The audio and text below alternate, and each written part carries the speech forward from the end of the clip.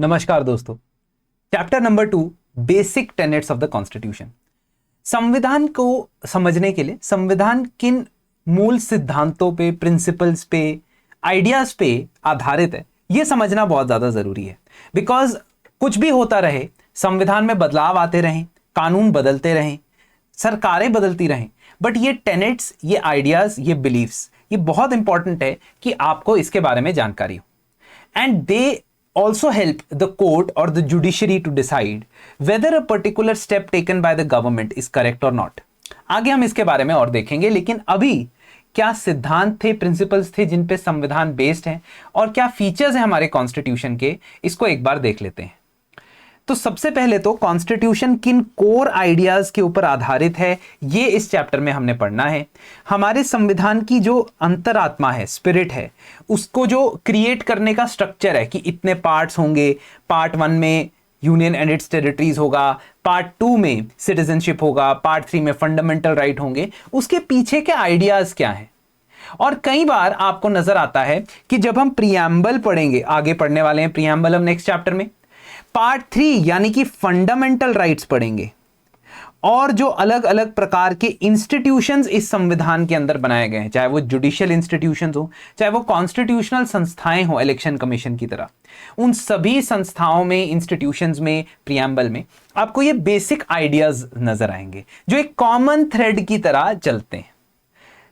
तो अगर आपने कॉन्स्टिट्यूशन के फीचर्स को एक नजर में देखना है तो इस पर्टिकुलर डायग्राम से आप देख सकते हैं।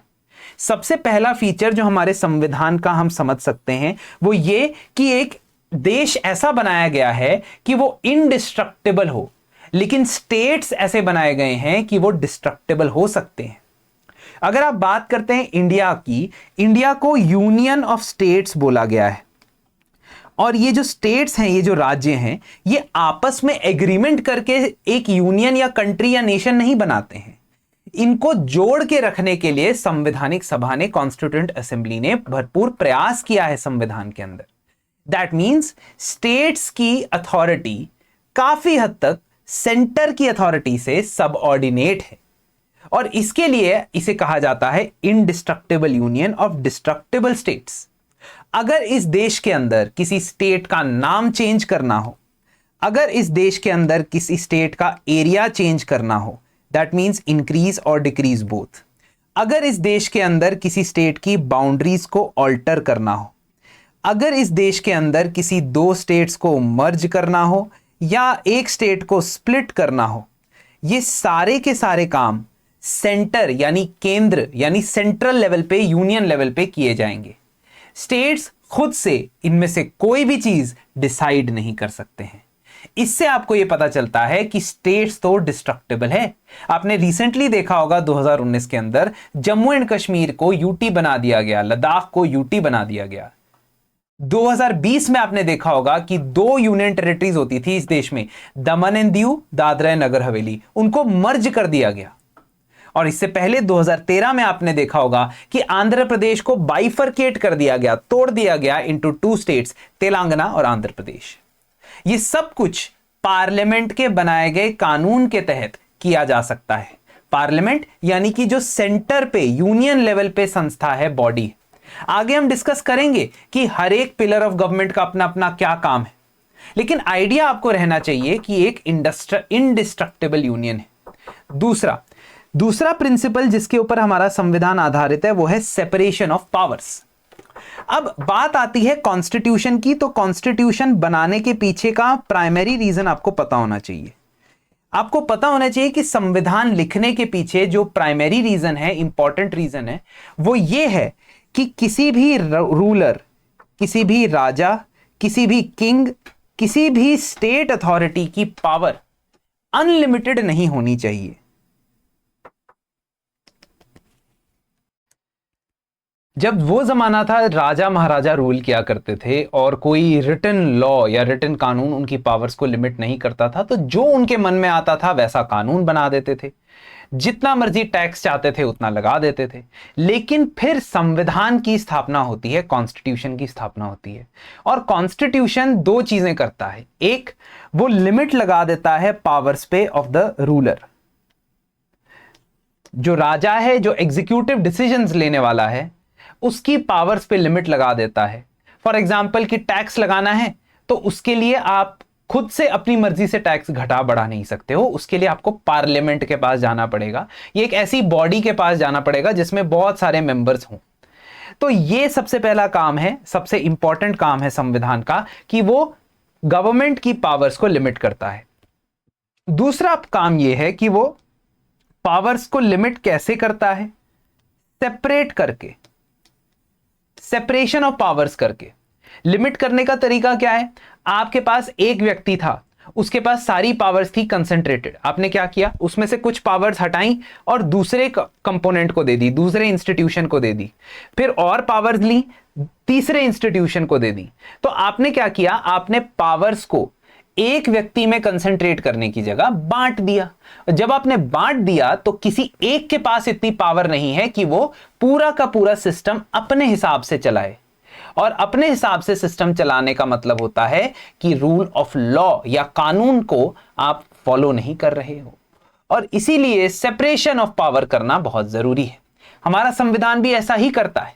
अगर पार्लियामेंट कोई कानून बनाए, एक पिलर, एक इंस्टीट्यूशन हमारी गवर्नमेंट का कौन है? पार्लियामेंट, यानी लेजिस्लेचर, जो कानून बनाता है, लॉज बनाता है। अगर वो कोई ऐसा कानून बनाता है जो संविधान के खिलाफ हो, संविधान के अगेंस्ट हो, तो उसको कैंसल करने के लिए जुडिशरी बैठी हुई है, जज बैठे हुए हैं। सेम वे, अगर कोई प्रेसिडेंट या प्राइम मिनिस्टर का डिसीजन संविधान के खिलाफ हो, उसको कैंसल करने के लिए जुडिशरी बैठी है। वहीं दूसरी ओर, अगर प्रेसिडेंट या प्राइम मिनिस्टर का कोई फैसला है और वो पार्लियामेंट को पसंद नहीं आता है, संसद को, लोकसभा को पसंद नहीं आता है, तो लोकसभा उन्हें अपनी पोजीशन से हटवा भी सकती है। चाहे प्रेसिडेंट की बात हो, चाहे प्राइम मिनिस्टर की बात हो, हम बात करेंगे कि हटाने का क्या मतलब हुआ, लेकिन they have the power to remove. That means एक दूसरे के ऊपर एक चेक्स और बैलेंस का सिस्टम बना के रखा हुआ है, पावर्स को, शक्तियों को डिवाइड करके रखा हुआ है, और यह हमारे संविधान का इंपॉर्टेंट फीचर है। हमारा संविधान लेंथीएस्ट रिटन कॉन्स्टिट्यूशन है। पूरे विश्व में कोई ऐसा कॉन्स्टिट्यूशन नहीं है जिसमें इतने आर्टिकल और इतने पार्ट्स। हमारा कॉन्स्टिट्यूशन एक ऐसा मिक्सचर है जिसको ना तो आप रिजिड बोल सकते हो और ना ही बहुत ज्यादा फ्लेक्सिबल। रिजिड क्या होता है? रिजिड होता है सख्त, जिसको बदलना मुश्किल है, जिसको मोल्ड करना मुश्किल। और फ्लेक्सिबल मतलब बहुत आसानी से बदलने वाला। हमारा संविधान कुछ इसके बीच में लाई करता है, जहां पे इतना भी मुश्किल नहीं है संविधान बदलना कि आपको हर बार सभी स्टेट्स से पूछना पड़े।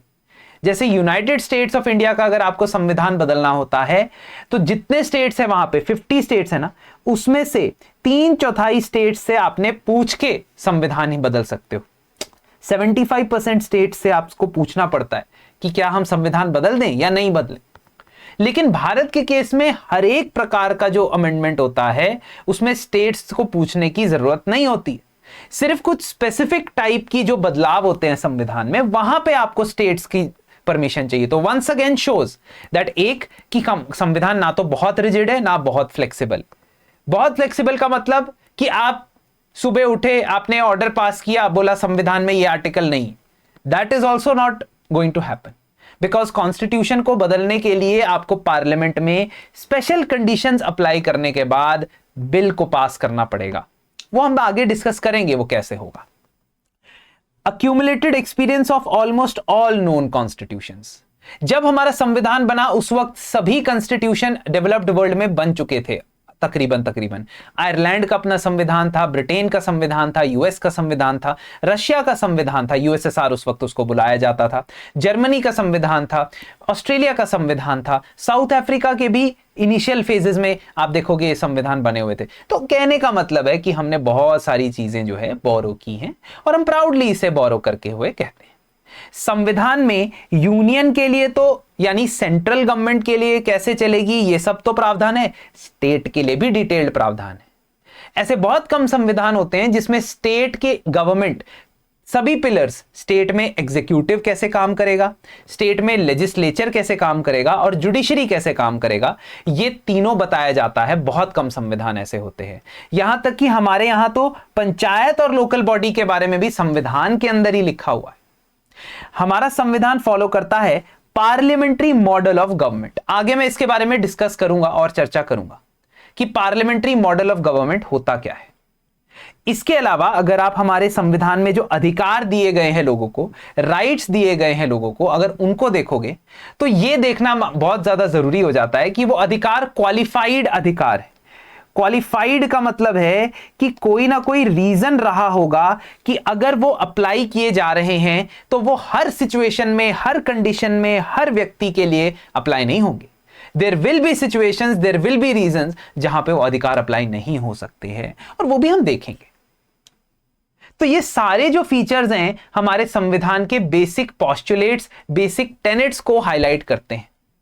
हमारे संविधान में हमेशा ये जद्दोजहद चलती रहती है इसको समझने के लिए कि क्या हमारा संविधान फेडरल है या यूनिटरी। अब इसके लिए फेडरल शब्द को समझना जरूरी है। फेडरल या फेडरेशन का मतलब होता है जहां पे कॉन्स्टिट्यूएंट यूनिट्स जो होते हैं एक देश के, जिसको आप कई जगहों पे स्टेट बुलाते हो। इंडिया में स्टेट बुलाया जाता है, कई जगहों पे प्रोविंस बुला सकते हो, जैसे ऑस्ट्रेलिया में बुलाया जाता है प्रोविंस, या कनाडा में प्रोविंस बुलाया जाता है। तो ये जो टुकड़े किए हैं आपने, पार्ट्स में डिवाइड किया है एक कंट्री को, उसको या तो स्टेट बोल सकते हो या प्रोविंस बोल सकते हो। अब अगर स्टेट और प्रोविंस को पावर्स डिवाइड की गई हैं, डिस्ट्रीब्यूट की गई हैं संविधान के अंदर, तो इसका मतलब संविधान फेडरल है। The political system is federal. कई देश ऐसे होते हैं जो स्टेट की लेवल पे गवर्नमेंट ही नहीं बनाते, स्टेट के लेवल पे गवर्नमेंट बनाते भी हैं तो उनको पावर्स ही नहीं देते कुछ। ऐसे कंट्री को या ऐसे पॉलिटिकल सिस्टम को फेडरल नहीं बोला जा सकता, क्योंकि उसमें पावर्स ही डिवाइड नहीं हुई है, डिस्ट्रीब्यूट नहीं हुई है। तो आप अगर संविधान देखोगे, हमारे संविधान में आधा आधा बटा हुआ है। बहुत सारे फीचर्स ऐसे हैं जिससे फेडरल फीचर्स नजर आते हैं, फेडरल सिस्टम नजर आता है, जबकि बहुत सारे फीचर्स ऐसे भी हैं जिससे यूनिटरी यानी कि सेंटर का दबदबा नजर आता है। सबसे पहले देखोगे हमारी जुडिशरी बहुत इंपॉर्टेंट है, इंडिपेंडेंट जुडिशरी। इसको अगर आप इंडिपेंडेंट जुडिशरी लिखोगे तो बेहतर समझ में आएगा। आपने संविधान के अंदर पावर्स का बंटवारा किया हुआ है सेंटर और स्टेट्स के बीच में। कुछ सब्जेक्ट्स जिन पे सेंटर कानून बना सकता है, कुछ सब्जेक्ट्स जिसमें स्टेट कानून बना सकता है, बहुत बढ़िया। लेकिन अगर कभी सेंटर इस कानून को या इस डिस्ट्रीब्यूशन की पालना ना करे तो उनको रोकने वाला कौन है? उनको रोकने वाला है जुडिशरी, यानी कि द सुप्रीम कोर्ट और the high court, because they are the ones who will decide whether a law that has been passed, एक कानून जो पास हुआ है, क्या सेंटर के पास पावर थी भी उसको पास करने की, या वो स्टेट को पास करना चाहिए था। इन सभी मामलों का डिसीजन कौन लेता है, फैसला कौन लेता है? हमारी जुडिशरी। तो बेसिकली आपको, आई थिंक आपको यह तो आइडिया होगा कि हमारे पॉलिटिकल सिस्टम में गवर्नमेंट के 3 पिलर हैं, एक जुडिशरी, एक एग्जीक्यूटिव और एक लेजिस्लेचर। लेजिस्लेचर का काम होता है लॉज बनाना, कानून बनाना। लेजिस्लेचर दोनों लेवल पे काम करती है। सेंटर लेवल पे उसे पार्लियामेंट बोलते हैं, स्टेट लेवल पे उसे लेजिस्लेटिव असेंबली या स्टेट लेजिस्लेचर बोलते हैं, जिसमें लेजिस्लेटिव असेंबली होती है। और कुछ स्टेट्स में, 6 स्टेट्स में लेजिस्लेटिव काउंसिल भी होती है, यानी 2 सदन होते हैं एक ही स्टेट के अंदर, असेंबली भी होती है, काउंसिल भी होती है। In the case of parliament of India 2 houses होते हैं, यहां पे 2 सदन होते हैं, एक राज्यसभा, एक लोकसभा। अब लेजिस्लेचर का काम होता है बेसिकली कानून बनाना, लॉज बनाना, उनको पास करना। एग्जीक्यूटिव का काम होता है कानून इमेजिन करना कि क्या कानून बनना चाहिए, उसके लिए पॉलिसी सोचना, और फिर जब कानून लेजिस्लेचर बना के दे देता है उसको इंप्लीमेंट करना, लागू करना। और जुडिशरी का क्या काम होता है? जुडिशरी का काम होता है कि इन दोनों के ऊपर एक चेक रखना कि क्या ये जो भी कानून बना रहे हैं और जो भी कानून इंप्लीमेंट कर रहे हैं, क्या वो संविधान के हिसाब से हो रहा है या नहीं हो रहा है, whether it is happening as per the constitution और not, and whatever actions they are taking, executive में प्राइम मिनिस्टर, कोई भी मिनिस्टर, डिस्ट्रिक्ट एडमिनिस्ट्रेशन, जो भी एक्शन ले रहे हैं, क्या ये एग्जिस्टिंग कानून के तहत लिया जा रहा है या नहीं लिया जा रहा है। जुडिशरी के और भी काम होते हैं लेकिन प्राइमरी काम यही है। अब इन 3 पिलर्स के बारे में बात करने की वजह से आपको समझ आ रहा होगा कि जहां तक बात आती है फीचर्स ऑफ द कॉन्स्टिट्यूशन की, तो एक ये होना जरूरी है कि जुडिशरी इंडिपेंडेंट रहे ताकि वो ये चेक्स कर सके कि पार्लियामेंट अपने पावर्स के हिसाब से कानून बना रहा है या स्टेट की पावर्स को बीच में इंटरफेयर कर रहा है। इसी तरीके से संविधान की जो रिजिडिटी है, जो उसको बदलना मुश्किल कर रखा है कुछ मामलों में, ये एक इंपॉर्टेंट फीचर्स है जिससे स्टेट्स की पावर बची रहती। क्योंकि अगर मैंने मान लीजिए बंटवारा किया हुआ है पावर्स का कि स्टेट के पास ये 80 सब्जेक्ट है, इनके ऊपर स्टेट कानून बना सकता है। कल को अगर संविधान बदलना आसान होता तो क्योंकि पार्लियामेंट ही संविधान बदल सकती है, parliament is the one, center is the one that can change the constitution. Tomorrow they can quickly say that now no such powers are there with the state. ऐसा ना हो इसके लिए कॉन्स्टिट्यूशन रिजिड होना जरूरी है कुछ हद तक। इसके अलावा रिटन कॉन्स्टिट्यूशन होने से भी यही फायदा होता है, सेम फायदा, क्योंकि रिटन है, क्योंकि ऐसा नहीं है कि आपने कोई कानून में जजमेंट पास की थी बस उसी को संविधान मान लिया है। It is written in one book, तो उसको बदलने के लिए देयर इज अ प्रोसीजर जिससे स्टेट्स कम से कम संरक्षित रहते हैं, सुरक्षित रहते हैं। वहीं दूसरी ओर बहुत सारे ऐसे प्रावधान है हमारे संविधान में जिससे हमें यह पता चलता है कि भाई सेंटर को प्रायोरिटी दी गई है और इसमें कोई दो राय नहीं। चाहे वो ऑल इंडिया सर्विसेज हो, IAS services, IPS services, Indian forest services, जिनकी नियुक्ति, अपॉइंटमेंट, रिक्रूटमेंट सेंटर और सेंटर की एजेंसी UPSC के द्वारा होती है, लेकिन इनको काम करना होता है स्टेट के काडर में, यानी स्टेट गवर्नमेंट के अंडर इनको काम करना होता है। ये एक यूनिटरी फीचर है। सिंगल कॉन्स्टिट्यूशन होना और हर स्टेट का अपना संविधान ना होना, यह भी एक यूनिटरी फीचर है। आखिर ऐसा क्यों? क्योंकि बहुत सारी फेडरेशन ऐसी होती है जिसमें स्टेट के अपने संविधान होते हैं। अमेरिका के अंदर हर स्टेट का अपना अपना संविधान है, तो यह बहुत इंपॉर्टेंट है। एकमात्र सिटीजनशिप होना, so there is no concept that you are citizen of Punjab and citizen of India, you are citizen of Madhya Pradesh and citizen of India. एक ही सिंगल सिटीजनशिप है। जुडिशरी भी इंटीग्रेटेड है। इसका मतलब यह नहीं है कि हाई कोर्ट की अपील नहीं जा सकती। हाई कोर्ट में आपने केस हार गए, कोई बात नहीं, सुप्रीम कोर्ट तक चले जाओ, और सेम ही कानून अप्लाई हो रहा है चाहे आप हाई कोर्ट के पास जा रहे हो, सुप्रीम कोर्ट के पास जा रहे हो। गवर्नर की जिस तरीके से अपॉइंटमेंट होती है, स्टेट का हेड किसको माना गया है संविधान के तौर पे? Who is the head of the state? The governor, the राज्यपाल। लेकिन इस बंदे की जो अपॉइंटमेंट होती है ये केंद्र करता है, सेंटर करता है। सेंटर की मर्जी से ये अपॉइंट भी होता है और सेंटर की मर्जी से ही ये रिमूव भी किया जा सकता है। तो एक बहुत इंपॉर्टेंट फंक्शन ये है, आप ये देख सकते हो कि संविधान में बहुत सारे फीचर्स यूनिटी और बहुत सारे फेडरल है, but most of them point towards a strong central government. अब हमारे संविधान में और खासतौर पे प्रीएम्बल में बहुत ऐसे सिद्धांत हैं, प्रिंसिपल्स हैं जो हमें फॉलो करने हैं और हमारे कॉन्स्टिट्यूशन का आधार है। पहला ऐसा शब्द है सॉवरेंटी। सॉवरेंटी का मतलब होता है लैक ऑफ एक्सटर्नल कंट्रोल, जहां एक्सटर्नल पावर, चाहे वो सरकार हो चाहे नॉन सरकारी संस्था हो, हमारी पॉलिसी को कंट्रोल नहीं करती हो, ऐसे देश को सॉवरेन देश बोला जाएगा। जब ये कहा जाता है कि भारत अपने फैसले खुद लेता है, किससे एग्रीमेंट करना है व्यापार का, किससे नहीं करना है, ये खुद डिसाइड करता है। जम्मू एंड कश्मीर जैसे सेंसिटिव इशू में भी जब ये कहा जाता है कि जम्मू एंड कश्मीर को स्टेट रखना है या नहीं रखना है, यूटी बनाना है या नहीं बनाना है, ये हमारा खुद का आंतरिक मामला है, अपना खुद का फैसला है, तो हम अपनी सॉवरेनिटी एक्सरसाइज कर रहे होते हैं। सॉवरेनिटी का मतलब होता है अल्टीमेट डिसीजन मेकिंग पावर। अब एक बहुत ही फंडामेंटल सवाल हमारा यह है कि भारत देश में अल्टीमेट सॉवरेनिटी किसके पास है, यानी फाइनल डिसीजन मेकिंग पावर किसके पास है? इस बात का जवाब सिंपल है, यह पावर है हमारे पास, सिटीजन्स के पास, we the people of India. क्योंकि जो भी हमारे लिए कानून बना रहे हैं, जो भी हमारे लिए संविधान के अमेंडमेंट्स कर रहे हैं, they are suppose to be the ones who we elect. इसीलिए ultimate power, ultimate sovereignty decision making की हमारे पास होती है। दूसरा शब्द है सोशलिस्ट या सोशलिस्ट सिद्धांत के ऊपर आधारित हमारा संविधान है। सोशलिज्म यानी समाजवाद एक ऐसा पॉलिटिकल या सोशल प्रिंसिपल है जिसमें हम इकोनॉमिक एंड सोशल इनइक्वालिटीज को रिमूव करना चाहते हैं। समाज के हमने अंदर हम आइडेंटिफाई करते हैं कि आर्थिक तौर पे, इकोनॉमिक तौर पे और सामाजिक तौर पे, कास्ट के बेसिस पे, जाति के बेसिस पे, धर्म के बेसिस पे कहीं कोई इनइक्वालिटी ना हो, या जेंडर के बेसिस पे कोई इनइक्वालिटी ना हो। सेम वे इनकम के बेसिस पे, वेल्थ के बेसिस पे इनइक्वालिटी ना हो। ये हम मॉडल हमेशा से ही लेके चलते आ रहे हैं, इसी मॉडल को हमने अपने संविधान में भी रखा है।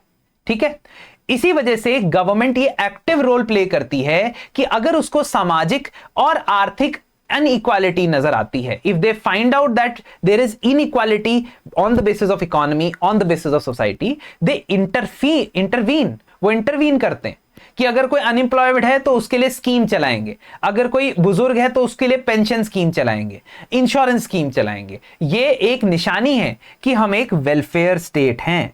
This is a sign that we are a welfare state because we take responsibility of the welfare of the people. Secularism या सेकुलर शब्द बहुत ही टेक्निकल, बहुत ही कॉम्प्लिकेटेड है। अगर हम वेस्ट की परिभाषा से देखें, यानी कि वेस्टर्न कंट्रीज, जो यूरोपियन कंट्रीज या अमेरिका है, उसकी परिभाषा से देखें तो secularism is a different thing. Secularism का वहां पे मतलब होता है कि रिलीजन और गवर्नमेंट का आपस में कोई इंटरेक्शन नहीं है। ना तो गवर्नमेंट रिलीजियस मैटर्स में इंटरफेयर करेगा और ना ही रिलीजियस लीडर्स, रिलीजियस इंस्टीट्यूशंस सरकार के फैसलों में इंटरफेयर करेगा, चाहे वो टैक्स से जुड़े हो, चाहे वो वॉर से जुड़े हो, चाहे कोई भी फैसले हो। ये दोनों अपने अपने सेपरेट स्फीयर में काम करेंगे। इनफैक्ट वहां के सेकुलरिज्म का भी ये भी मतलब है कि पब्लिक स्फीयर में, यानी सामूहिक जगहों पे जहां पे एक साथ लोग इकट्ठे होते हैं, वहां पे रिलीजियस सिंबल्स का, रिलीजियंस का कोई रोल नहीं है। This is their model of secularism. Of course हमारा मॉडल ऑफ सेकुलरिज्म इस बात को नहीं मानता है। हमारे मॉडल ऑफ सेकुलरिज्म में मेन 3 चीजें हैं। नंबर 1, स्टेट का यानी सरकार का खुद का कोई धर्म नहीं है। हम ऐसा नहीं है कि we believe in that there is a Hindu nation or a Muslim nation or a Christian nation or a Parsi nation. We believe that there is no religion of the state. दूसरी बात important यहां पे यह है कि हर धर्म के लोगों को और समुदाय को इक्वली रिस्पेक्ट मिलनी चाहिए और इक्वल ट्रीटमेंट मिलनी चाहिए।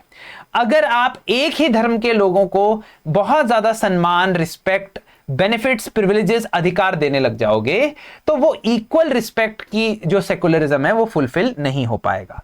लेकिन on the other hand, in our secularism there is also space for socio religious reform, यानी रिलीजन के आधार पे सोसाइटी में जिस तरह की अगर कोई इविल प्रैक्टिस नजर आती है, कोई ऐसी प्रथा नजर आती है जो एक बेसिक मूल सिद्धांत ह्यूमन राइट्स के खिलाफ हैं, तो उन मामलों में सरकार को यह अनुमति है, सरकार के पास यह अथॉरिटी है that they can interfere also.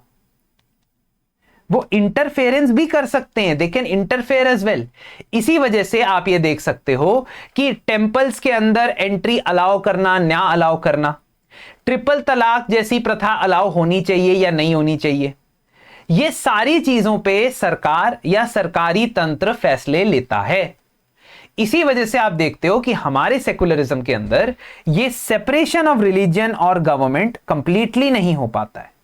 कुछ हद तक तो होता है क्योंकि हम कहते हैं there is no state religion, but as far as interventions are concerned, that is not something that we adopt और सब्सक्राइब टू।